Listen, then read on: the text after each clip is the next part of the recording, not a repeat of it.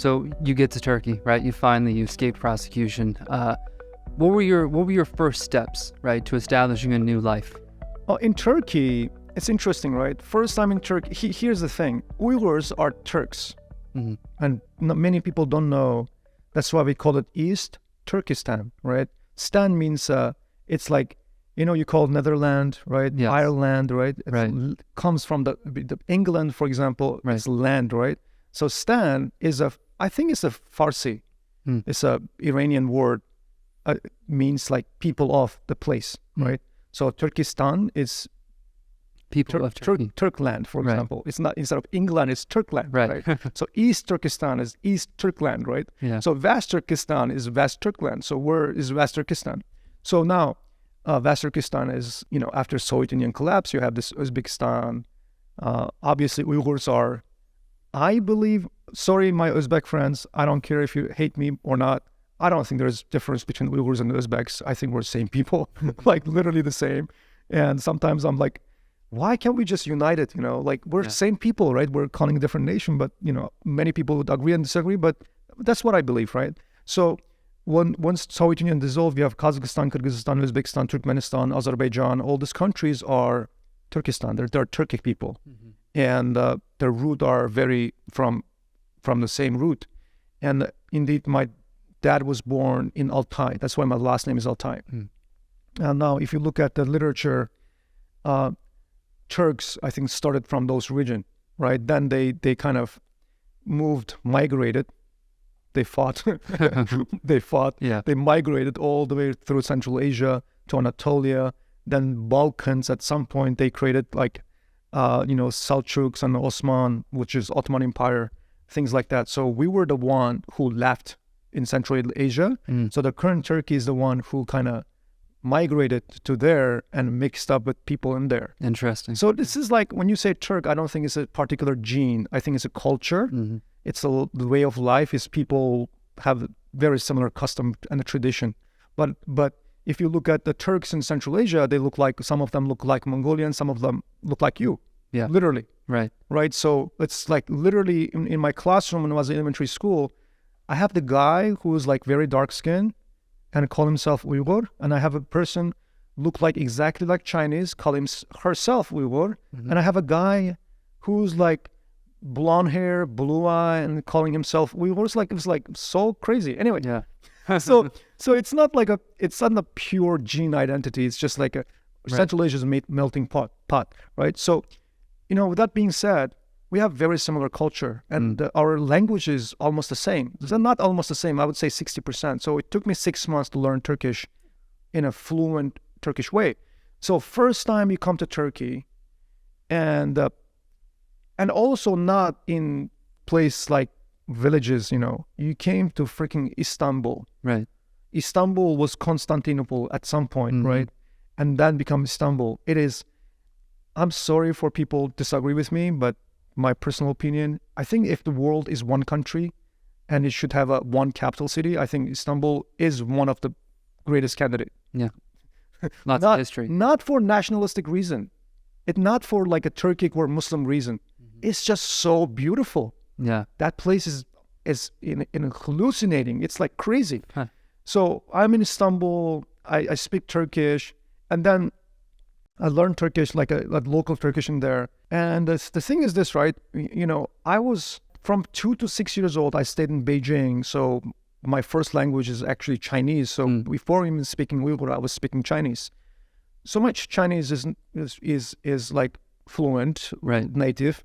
And back then in 2005, I think there were 5 people speaking fluent Chinese in Turkey. Because Chinese is not an easy language. Chinese is a beautiful language. It's a difficult language to learn. And I remember one guy said, "Hey, can you write me something in Chinese?" I was like, "What do you want?" She's like, "I'm going to show the girls. Write like, I love you." So I wrote "Woani," right, in Chinese. The guy's looking and saying, "How did you paint it?" So the other language, you're right. Chinese is like a painting. Yeah. Right. Every character you have to remember. So anyway, I think Chinese became one of my competency, unintentional competency. So I took this translation job. I did really well. People loved it. They paid me like $150. Lots of money for Turkey. Wow. Lots of money. So, and then I was like, this is cool, man. I work 4 days a month, and for the rest of the time, I'm just like in Istanbul, from Asia to Europe, Europe to Asia, Yeah. having fun, having good food. Hakuna Matata, right? Yeah, it's like Hakuna Matata. Seriously, like Hakuna Matata. So, that was my first impression. Good life, enjoy life, eat, have good food, And also, one of the most important thing is like, when you come out of a desert, you're so thirsty and you can drink water Yes. for the first time. Mm-hmm. I think you're going to overdrink. Yeah. Right. So just like that, first time I have information, access to free information, like free means like kind of not restricted, Not censored. not censored. So I read so many books about Islam and history and world in Istanbul as well. So that was another thing on top of great food. I had access to those books. It was another beautiful thing. So Hakuna Matata. Hakuna Matata. Hakuna Matata, Turkey. So you found a new life, right? Everything's going great. Great job. Great location, right? Absolutely beautiful, right? Everything's going well. What happened? What was the little hitch that made you suddenly now want to come back or come to the United States, kind of fulfilling that prophecy that CCP officer said ahead of time? Literally, so I had no intention to come to the United States. Like in 2005, if you're in Turkey, Turkey was trying to get into European Union, lots of reforms, democracy, rule of law, all this stuff. Turkey was shining stars, and Turkey was the country that every Turkic country, like Uzbekistan, Kazakhstan, Uyghurs, Kazakh, Kyrgyz, Turkmen, every Turkic people look up to Turkey as a big brother that is stepping up, as a role model, as an example that Turks and Muslims can have a westernized nation with rule of law and democracy, no dictatorship, right? Yeah. So that was Turkey. Like, why would I come to the United States, man? Come on. It's like life is good, food is good, yeah, right? So, and one of the most incredible experience was one time I got a job, translation job in Tuzla, which is Asia side of Istanbul. So I had to take a ferry boat. In Turkish, they're ferry boat. Ferry boat. I had to take ferry boat. And so the good thing is in the boat, they serve Turkish tea. And there's a Turkish bagel, which is like a simit. Very delicious. It's amazing, man. Like you have used MP3 back then. There was no iPod, things like that. MP3. Yeah. You put your MP3, you listen to this amazing music, and you have your Turkish tea and you have your bagel, and the seagulls are chasing you, and you're giving them bagel. Yeah. Right? Yeah. It's incredible. Yeah. It's an incredible life. And you are like between Europe and Asia. There's two continents. So give me a reason to come to the United States. I don't know. I have no reason. So my aunt, she was in the U.S. She's like, Kuzzat, you need to come to U.S. I was like, no, I don't want to come to U.S. I have a good life here. Mm-hmm. And she said, son, why did you not finish your college? I said, of course, because of you, lady. Because of you, I got kicked out. If you were not political terrorist, I wouldn't be labeled, right? I mean, I'm a kid. Because of you, I got kicked out. She said, exactly. That's why if you come to the United States, the U.S. government will send you to Harvard for free. I was like, really? She said, yes.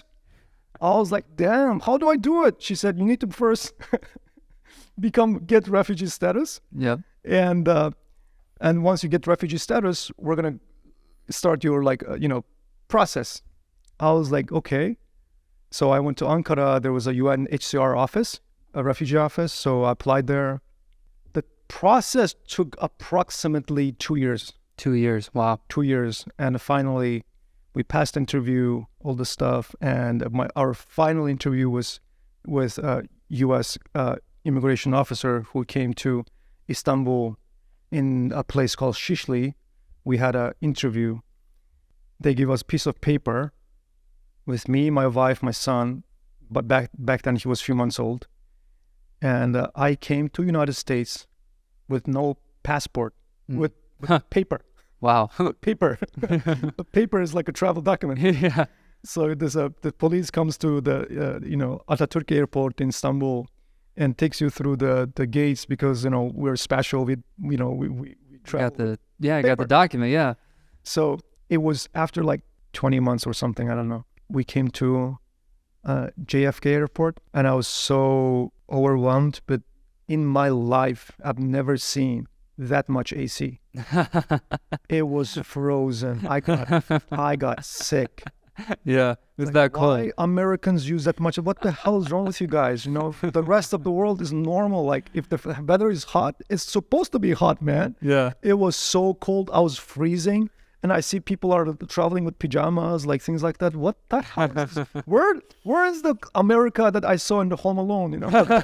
Right. So from JFK, we took another, like, a crappy airline. I don't want to mention the name. I forgot. So we came to Fairfax, Virginia. So Dallas Airport was the first airport that we landed, and we came to United States with the refugee status.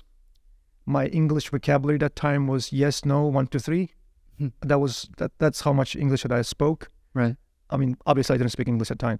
So with my 10-month-old baby, I spent all my money in Turkey, a couple $100 in my pocket, and I came to United States. So my cousin, she took me to Fairfax Family Services, Fairfax County Family Services, and we went there, and we, as a refugee, we signed up for this food stamp. And that's why I feel so far, until today, I feel that I owe taxpayers in America. That's why I want to pay more tax, right? I want to create more tax. That's what I want.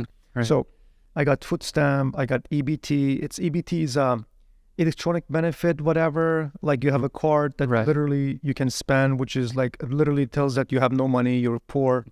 And unfortunately, that's the thing. Yeah. So I had EBT card.